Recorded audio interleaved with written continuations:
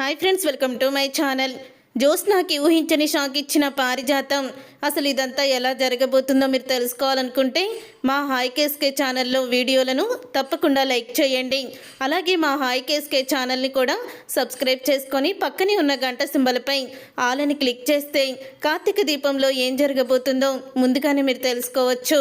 డాక్టర్తో దశరథ అయితే ఇలా అంటూ ఉంటుంది, జ్యోత్స్న మీ కన్న కూతురు కాదు అని అనగానే షాక్ అయిపోతూ ఉంటాడు దశరథ. అయితే డాక్టర్ అని అంటూ ఉంటే, ఏంటండి దశరథ్ గారు, ఎందుకు మీరు అంతలా అనుమానిస్తున్నారు? అలాంటి కూతుర్ని కన్నందుకు మీరు ఎంతో అదృష్టవంతులు. సుమిత్ర గారి ప్రాణాల్ని కాపాడేది ఆవిడ కన్న కూతురే అని అంటూ ఉంటుంది డాక్టర్. అయితే నా భార్య ప్రాణాలే నాకు ముఖ్యం, ఏదున్నా సమస్య ఉన్నా నాకు చెప్పండి అంటూ దశరథ అయితే ఇక డాక్టర్తో అంటాడు.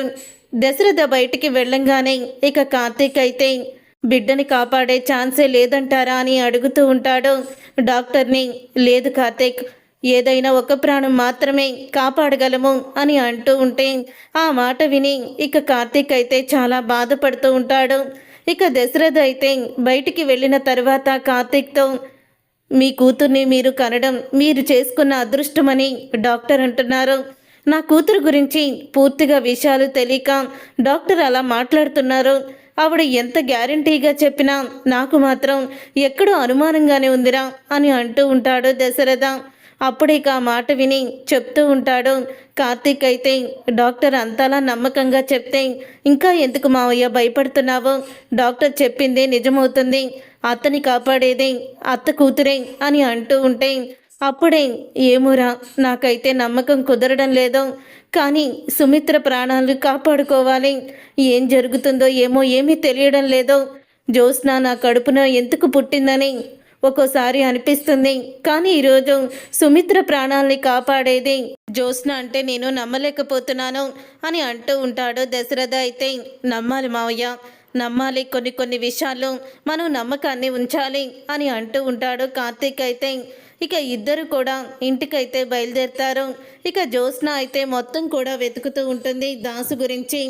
ఎక్కడా కూడా దాసు అయితే కనిపించడు. ఇక దాసు కనిపించకపోయేసరికి జ్యోత్స్న అయితే, నాకు తెలిసి నువ్వు ఇంటికి వెళ్ళుంటావు, నేను అక్కడికే వస్తున్నాను నాన్న అంటూ ఇక అక్కడికైతే ఇక బయలుదేరుతుంది జ్యోత్స్న. అలా బయలుదేరిన తర్వాత అప్పుడే ఇక జ్యోత్స్న అయితే, ఈరోజు ఎలాగైనా సరే నిన్ను చంపేనన్నా చంపేస్తాను, కానీ అస్సలు కూడా వదిలిపెట్టను. ఎందుకో తెలుసా, ఇప్పటికైనా నువ్వు డేంజర్వే. ఈరోజు నువ్వు వాళ్ళ నుంచి తప్పించుకున్నావు, మళ్ళీ నువ్వు నిజం చెప్పడానికే వెళ్ళావు. అందుకని అస్సలు కూడా ఈసారి నిన్ను క్షమించను, నిన్ను వదిలిపెట్టను అని జ్యోత్స్న అయితే కోపంతో రగిలిపోతూ ఉంటుంది. తర్వాత కార్తీక్ అయితే ఇంటికి వెళ్తాడు. ఇక దీప అయితే ఏడుస్తూ ఉంటుంది. అలా ఏడుస్తూ ఉన్న దీపని చూసి కార్తీక్ అయితే ఇలా అంటూ ఉంటాడు, ఏంటి ఇంకా నిద్రపోలేదా అని అడుగుతూ ఉంటాడు. నిద్ర ఎలా పడుతుంది బావా అని అంటూ ఉంటుంది దీప. అవును, అసలు నాన్న నిన్ను ఎక్కడికి తీసుకువెళ్ళాడు అని దీప అయితే అడుగుతూ ఉంటుంది. అప్పుడే ఇక కార్తీక్ అయితే హాస్పిటల్కి తీసుకువెళ్ళాడు అని అంటూ ఉంటే, హాస్పిటల్కా ఎందుకు బావా అని అంటూ అడుగుతూ ఉంటుంది దీప. మావయ్యకి చెప్పాను కదా, జ్యోత్స్న మీద నమ్మకం లేదని, ఎక్కడో ఏదో పొరపాటు జరిగింది, డాక్టరే అబద్ధం చెప్పిందేమో అని మావయ్యకి ఎక్కడో అనుమానం అయితే వచ్చింది. అనుమానం తీర్చుకోవడానికి నన్ను హాస్పిటల్కి తీసుకువెళ్ళాడు అని అంటూ ఉంటే, మరి ఏమైంది బావా, అక్కడికి వెళ్ళాక ఏం జరిగింది అని అడుగుతూ ఉంటుంది దీప. ఏం జరుగుతుంది దీప, అక్కడికి వెళ్ళాక ఇక డాక్టర్కి అన్ని విషయాలు తెలుసు కదా, తను మన వైపే సపోర్ట్ చేసి మాట్లాడింది అని అంటూ ఉంటే, అవునా, డాక్టర్ గారికి మనమేంటో అర్థమైపోయింది, అందుకే హారిక గారు అలా మాట్లాడారు. అక్కడికి వెళ్ళాక అసలు మీ కూతురు దీప అని చెప్తే నాన్న ఎలా రియాక్ట్ అయ్యేవాళ్ళు అని అంటూ ఉంటే అప్పుడే కార్తీక్ అయితే అప్పటికి ఆశ సరిపోక ఆపరేషన్ చేస్తే బిడ్డ బ్రతుకుతుందా, ఛాన్స్ ఏముందా అని అడిగాను. ఏదో ఒక ప్రాణమే అని డాక్టర్ చెప్పారు అని కార్తీక్ అయితే అంటూ ఉంటాడు. నాకు తెలుసు బావా నీ బాధ, కానీ ఈ బాధ మనం తీర్చలేనిది. ఏం చెయ్యాలో కూడా అర్థం కావడం లేదు. అమ్మని బ్రతికించుకోవడమే ఇక చేసేదేముంది, బిడ్డని కోల్పోవడం. కానీ అత్తయ్య బిడ్డ మీద చాలా ప్రాణాలని పెట్టుకుంది. పూజలు కూడా చేస్తుంది. ఏం చెయ్యాలో కూడా తెలియడం లేదు. ఎందుకు ఆ భగవంతుడు మనల్ని పరీక్షిస్తున్నాడు అని బాధపడుతూ ఉంటుంది దీప. మన కడుపులో ఉన్న బిడ్డని మా అమ్మ కోసం చంపుకోవాల్సి వస్తుంది అని అంటూ దీప చెప్తూ ఉండగానే అప్పుడు ఇక అనసూయ అయితే వస్తుంది. ఏంటి నువ్వు మాట్లాడేది అని అంటూ ఉంటుంది అనసూయ. ఇక ఆ మాట విని ఒక్కసారి ఇక దీప కార్తీక్ అనసూయని చూసి షాక్ అయిపోతూ నుంచుండిపోతారు. నీ కడుపులో బిడ్డని చంపుకొని సుమిత్ర గారి ప్రాణాల్ని కాపాడడం ఏంటి? ఏం చెప్తున్నావు నువ్వు? అసలు ఏం జరుగుతుంది అని అడుగుతూ ఉంటుంది అనసూయ. నువ్వు మొన్నటి నుంచి కూడా ఏదో తెలియని బాధని మనసులో పెట్టుకొని మానసికంగా నలిగిపోతున్నావు. ఏదో జరిగిందని నాకు అప్పుడే అనుమానం వచ్చింది. ఏం జరిగింది అని అడుగుతూ ఉంటే అప్పుడే ఇంకా చెప్తూ ఉంటుంది. దీప అయితే అనసూయను పట్టుకొని ఏడుస్తూ దీప ఇలా అంటూ ఉంటుంది. మా అమ్మని కాపాడుకోవడం కోసం నేను నా మాతృత్వాన్ని త్యాగం చేస్తున్నాను అత్తయ్య అని అంటూ ఉంటుంది. మీ అమ్మని కాపాడుకోవడం కోసం ఏంటి? సుమిత్ర జ్యోత్స్న కదా అమ్మ, నీకమ్మ అంటావేంటి అని అంటూ ఉంటుంది అనసూయ. అప్పుడే కార్తీక్ అయితే దీప కన్న తల్లిదండ్రులు ఎవరో కాదు పెద్దమ్మ.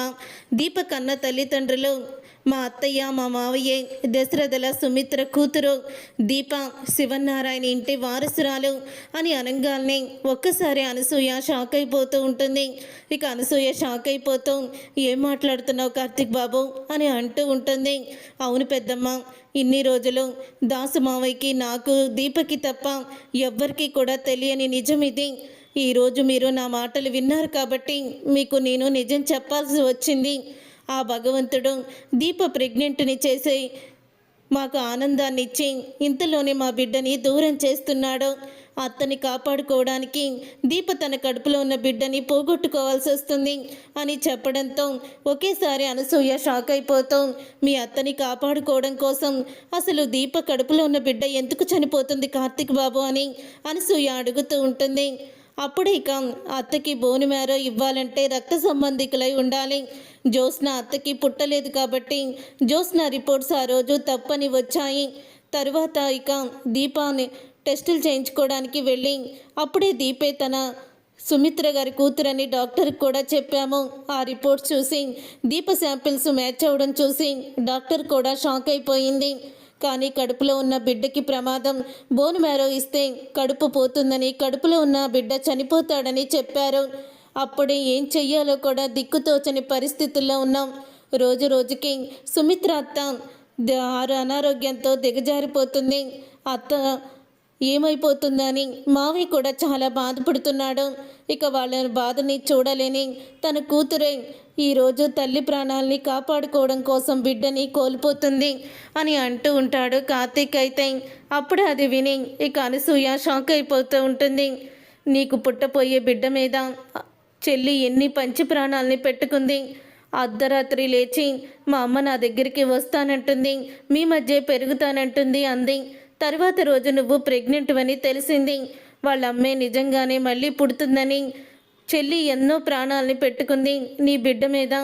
ఇప్పుడు ఈ విధంగా అంటే ఏమవుతుందో ఏంటో ఏమీ అర్థం కావడం లేదు అని అంటూ ఉంటుంది. అనసూయ అయితే పర్వాలేదు అత్తయ్య, నేను మాత్రం మా అమ్మనే కాపాడుకుంటాను, నాకు మా అమ్మే ముఖ్యం అని అంటూ ఉంటుంది దీప. పెంచిన అమ్మ ఎలాగో లేదో కన్న తల్లిని కూడా చూస్తూ చూస్తూ నా చేతులారా నేనే చంపుకున్నట్టు అవుతుంది అని అంటూ ఉంటే ఆ మాట విని అప్పుడే ఇలా చెప్తూ ఉంటుంది అనసూయ అయితే. తప్పులేదు, నువ్వు నీ తల్లిని కాపాడుకోవడానికి నువ్వు నీ తల్లితనాన్ని త్యాగం చేస్తున్నావు. నీలాంటి కూతుర్ని కన్నందుకు వాళ్ళిద్దరూ ఎంతో అదృష్టవంతులు. కానీ నీ కడుపులో ఉన్న బిడ్డ మాత్రం దురదృష్టవంతులే. అందుకని కడుపులో పడ్డ వెంటనే చనిపోబోతుంది అని బాధపడుతూ ఉంటుంది అనసూయ. ఇక తర్వాత ఈ విషయం చెల్లికి తెలిస్తే ఏమైపోతుందో ఏంటో అని భయపడుతూ ఉంటుంది.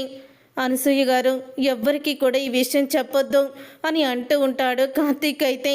ఈ నిజం బయటికి వస్తే ఖచ్చితంగా దీపకి ప్రాణాపాయం ఉంది, ఆ రోజు దీప మీద అటాక్ జరిగింది కదా, అది చేసింది ఎవరూ కాదు జ్యోత్స్నానే అని అంటూ ఉంటాడు కార్తీక్. అయితే మన ఇంట్లో ప్రతి సమస్యకి కూడా కారణం జ్యోత్స్నానే, కానీ ఈ సమస్యకి కారణం మాత్రం ఆ భగవంతుడే మనల్ని పరీక్షిస్తున్నాడు అని చెప్తూ కార్తీక్ అయితే ఇక బాధపడుతూ ఉంటాడు.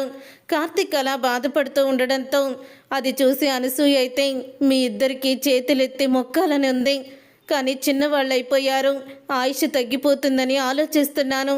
మీలాంటి గొప్ప వ్యక్తిత్వం గలవాళ్ళు మీరిద్దరూ కూడా ఒకరి కోసం ఒకరు పుట్టినట్టే ఉన్నారు అని అంటూ ఉండగా అప్పుడే ఇక కార్తీక్ అయితే ఎట్టి పరిస్థితుల్లో ఈ విషయం మాత్రం అసలు కూడా ఎవరికీ కూడా చెప్పొద్దు అని అంటూ ఉంటాడు. ఇంతలో ఇక దశరథ్ అయితే ఫోన్ చేస్తాడు కార్తీక్కి. ఇక దశరథ్ ఫోన్ చేసి రే కార్తీక్ ఏం చేస్తున్నావు అని అడుగుతూ ఉంటే ఏం చేయటం లేదు మావయ్య, మనమిద్దరం బయటికి వెళ్తున్నామని చెప్పాం కదా, జ్యోత్స్న కానీ పారిజాతం పిన్ని కానీ ఎవ్వరూ కూడా సుమిత్ర దగ్గర లేరు, వాళ్ళిద్దరు ఇంట్లో కూడా లేరు, ఎక్కడికి వెళ్ళారో కూడా తెలియడం లేదు అని అంటూ ఉంటాడు దశరథ. ఇటు మీ అత్త చూస్తేనేమో జ్యోత్స్న వాళ్ళ ఫ్రెండ్ వాళ్ళ ఇంటికి వెళ్ళిందంటుంది. ప్రతిసారి జ్యోత్స్నకి ఫ్రెండ్ వాళ్ళ ఇంటికి వెళ్ళడానికి అసలు ఏమవసరం ఉందిరా అని అడుగుతూ ఉంటాడు దశరథ. అయితే నువ్వు కంగారు పడుకు మావయ్య, నేను వస్తున్నానులే ఉండు అని అంటూ ఉంటాడు కార్తీక్. ఏమైంది బావా, ఎందుకు అలా ఉన్నావు అని అంటూ ఉంటే ఆ జ్యోత్స్న పారిజాతం ఇద్దరూ కూడా లేరట, ఎక్కడికి వెళ్ళారో తెలీదు, వాళ్ళ 2 కార్లు కనిపించడం లేదు, ఫోన్ లిఫ్ట్ చేయడం లేదు అని మావయ్య అంటున్నాడు. పద ముందు అక్కడికి వెళ్ళి సిచ్యువేషన్ ఎలా ఉందో చూద్దాము అని అంటూ ఉంటే సరే బావా వెళ్ళొస్తాము అత్త అని ఇక బయలుదేరుతుంది దీప. భగవంతుడా, దీపకి చిన్నప్పటి నుంచి కష్టాలే, ఇప్పుడు కార్తీక్ బాబు పెళ్లి చేసుకున్న తర్వాత ఆ కష్టం తీరిందని అనుకున్నాను, కానీ ఇప్పుడు తన బిడ్డని కోల్పోవాల్సి వస్తుంది, అది కూడా తన కన్న తల్లి కోసం. ఎలాగైనా ఆ బిడ్డని బ్రతికించు, సుమిత్ర గారిని కూడా బ్రతికించు తండ్రి అని అంటూ దేవుణ్ణి వేడుకుంటూ ఉంటుంది. ఇక అనసూయ అయితే తరువాత కార్తీక్ దీప ఇద్దరూ కూడా వెళ్తారు దశరథ దగ్గరికి. వెళ్ళిన తరువాత ఏంటి మావయ్య ఇంటికి వచ్చారా అని అడుగుతూ ఉంటే రాలేదురా అని అంటూ ఉంటాడు దశరథ. అప్పుడు ఇక అమ్మ ఏం చేస్తుంది అని అడుగుతూ ఉంటుంది దీప. సుమిత్ర ట్యాబ్లెట్లు వేసుకొని పడుకుందమ్మా, కనీసం మనం ఇంట్లో లేవని కూడా తెలియకుండా వాళ్ళు ఇంట్లో బుద్ధి లేకుండా ఎలా వెళ్ళారో కూడా తెలియడం లేదు అని అంటూ ఉంటాడు దశరథ. అయితే ఇంతలో జ్యోత్స్న అయితే వస్తుంది. ఇక జ్యోత్స్న వచ్చి కంగారుగా అటు ఇటు చూస్తుంది. జ్యోత్స్న రావడం చూసిన దశరథ ఎక్కడికి వెళ్ళావు అని అడుగుతూ ఉంటాడు. బయటికి వెళ్ళాను డాడీ. ఎవరికి చెప్పి వెళ్ళావు అని అడుగుతూ ఉంటే మమ్మీకి చెప్పాను కదా ఫ్రెండ్స్తో వెళ్తున్నానని అని అంటూ ఉంటుంది జ్యోత్స్న. అప్పుడే జ్యోత్స్న చంప పగలగొడతాడు దశరథ. అయితే ఒక్కసారి జ్యోత్స్న షాక్ అయిపోతూ ఉంటుంది. ఒక పక్క మీ అమ్మ పరిస్థితి తెలుసుకోవడం, తనని ఒంటరిగా వదిలేసి ఎక్కడికి పోయావు, మళ్ళీ ఇంత నెక్లెస్గా ఎలాగా సమాధానం చెప్తున్నావు అని అంటూ ఉంటే అప్పుడే ఇక ఆ మాట విని షాక్ అయిపోతూ ఉంటుంది జ్యోత్స్న. మా హాయ్ కేఎస్కే ఛానల్ని తప్పకుండా సబ్స్క్రైబ్ చేసుకోండి, గుర్తుంది కదా హాయ్ కేఎస్కే. తరువాత ఇక జ్యోత్స్నాని నిలదీస్తుండగా ఇంతలో ఇక దాసు అయితే వచ్చేస్తాడు. ఇక దాసు రావడం చూసి షాక్ అయిపోతూ ఉంటుంది జ్యోత్స్న. అయితే నేను అనుకున్నట్టే ఇప్పుడు లోపలికి వచ్చేసాడు, ఇప్పుడు నిజాన్ని బయట పెట్టేస్తాడేమో అని జ్యోత్స్నాలో అయితే వణికి పుడుతుంది. ఇక శివనారాయణ కూడా నిద్ర లేచి వస్తాడు. పారిజాతం, ఇక్కడ పారిజాతం లేదా అని అడుగుతూ ఉంటే లేదు నాన్న, పిన్ని జ్యోత్స్న ఇద్దరూ కూడా మరి ఎక్కడికి వెళ్ళారో తెలీదు, ఇద్దరు కూడా సపరేట్గానే వెళ్ళారు, సపరేట్గానే వచ్చారు, ముందు మాత్రం జ్యోత్స్న వచ్చింది అని అంటూ ఉంటాడు దశరథ. అయితే అసలు నిన్ను నీ ఫ్రెండ్ దగ్గరికి వెళ్తానంటే వద్దని చెప్పాను కదా, మళ్ళీ ఎందుకు వెళ్ళావు, అసలు మీ ఫ్రెండ్ దగ్గరికి వెళ్ళి మాట్లాడాల్సినంత ఇంపార్టెంట్ పనేముంది, ఫోన్లో మాట్లాడుకోకూడదా అని అడుగుతూ ఉంటే అది కాదు తాత అని అంటూ ఉంటుంది జ్యోత్స్న. నోరుమొయ్, అసలు నిన్ను చూస్తుంటే నాకు కోపం ఆగడం లేదు, ఈ పారిజాతం ఎక్కడికి వెళ్ళిందో అని అనుకుంటూ ఉంటాడు శివనారాయణ. ఇంతలో ఇక దాసుతో మాట్లాడాలంటుంది జ్యోత్స్న.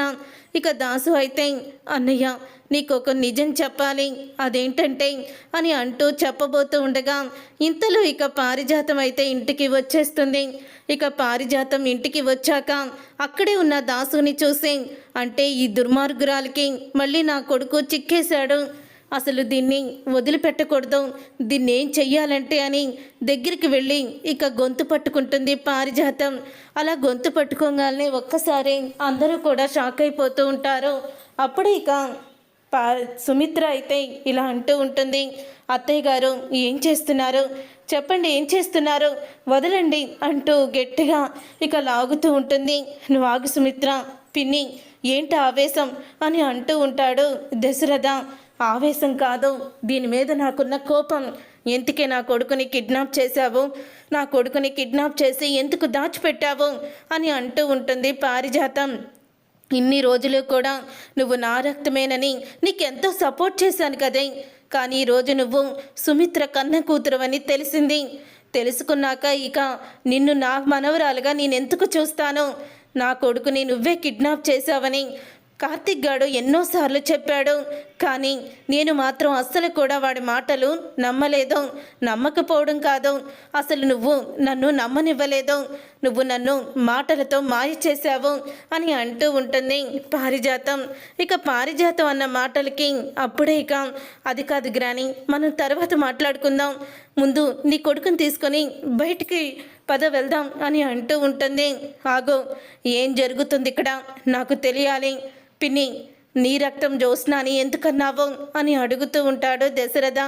అప్పుడే ఇక ఆ మాట విని ఒక్కసారి వీళ్ళందరూ ఉన్నారని తెలుసుకోకుండా నేనేంటి ఇలా కోపాన్ని చూపించేశాను అని షాక్ అయిపోతూ ఉంటుంది పారిజాతం. అయితే రే దాసు ఏమైందిరా, ఏం జరిగిందో భయపడకుండా నిర్మోహమాటం లేకుండా చెప్పేశాయి అని అంటూ ఉంటే, మావయ్య ఏం చెప్తాడు, మావయ్యకి సగం గుర్తుంటుంది గుర్తుండదు అని కార్తిక్ అంటూ ఉంటే, నువ్వు నోరు మూయరా కార్తిక్, ఇప్పుడు దాసు మంచిగానే ఉన్నాడు, తన ఆరోగ్యం కూడా బాగానే ఉంది, నాకు అర్థమవుతుంది, చెప్పు నువ్వు అసలు ఆ రోజు ఏం జరిగింది అని అడుగుతూ ఉంటే, జ్యోత్స్న నా కూతురే అన్నయ్య, కొన్ని సంవత్సరాల క్రితం మా అమ్మ పిల్లల్ని మార్చేసింది, నాకు పుట్టిన బిడ్డ చనిపోయిందంటూ సృష్టించింది, నాకు పుట్టిన బిడ్డే జ్యోత్స్న, కానీ మీ కన్న కూతుర్ని మాత్రం మా అమ్మ చంపేమని సైదులు గడికిచ్చింది, చంటి పిల్లని చంపలేని సైదులు ఆ పాపని బస్టాండ్లో వదిలేస్తే కుబేర తీసుకువెళ్ళి పెంచాడు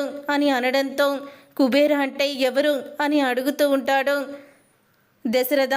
ఎవరనుకుంటున్నావన్నయ్య, దీపే మీ కన్న కూతురు అని చెప్పగానే ఇక శివనారాయణ సుమిత్ర అందరూ కూడా షాక్ అయిపోతూ ఉంటారు. అప్పుడు ఇక సుమిత్ర అయితే ఇలా అంటూ ఉంటుంది, ఏంటన్నయ్య అంటే జ్యోత్స్న నా కూతురు కాదా అని అంటూ ఉంటుంది సుమిత్ర. కాదు, ఇన్ని రోజులు ఇంటి పని మనిషిగా ఉన్న దీపే మీ కన్న కూతురు అంటూ దాసు నిజాన్ని బయట పెడతాడు. ఎప్పుడైతే జ్యోత్స్న తన కన్న కూతురు కాదని నిజం తెలుసుకుందో కుప్పకూలిపోతుంది సుమిత్ర. అప్పుడు ఇక కుప్పకూలిపోవడంతో సుమిత్రను తీసుకొని అందరూ కూడా హాస్పిటల్కి వెళ్తారు. వెళ్ళిన తర్వాత వెంటనే ఆపరేషన్ చెయ్యాలి అని డాక్టర్లు అయితే చెప్తూ ఉంటారు. ఇక దీప అయితే బోన్ మ్యారో ఇస్తూ ఉంటుంది. చూసారుగా ఫ్రెండ్స్, దీప బోన్ మ్యారో అయితే ఇవ్వదు. దీప కడుపులో ఉన్న బిడ్డ కూడా సేఫ్ అయి ఒక కొత్త క్యారెక్టర్ ఎంటర్ అవ్వబోతుంది. ఆ కొత్త క్యారెక్టర్ ఏంటి, అసలు ఏం జరుగుతుంది అనేది రాబోయే కథలో తెలుసుకుందాం. అంతకంటే ముందుగా ఇప్పటి వరకు మా వీడియోని లైక్ చేయకపోతే లైక్ చేసి కామెంట్ చేసి షేర్ కూడా చేయండి. మా హాయ్ కేఎస్కే ఛానల్ని సబ్స్క్రైబ్ చేసుకొని పక్కనే ఉన్న గంట సింబల్పై ఆల్ని క్లిక్ చేస్తే హాయ్ కేఎస్కే ఛానల్లో పెట్టే ప్రతి వీడియో మీరు మిస్ కాకుండా చూసేవచ్చు.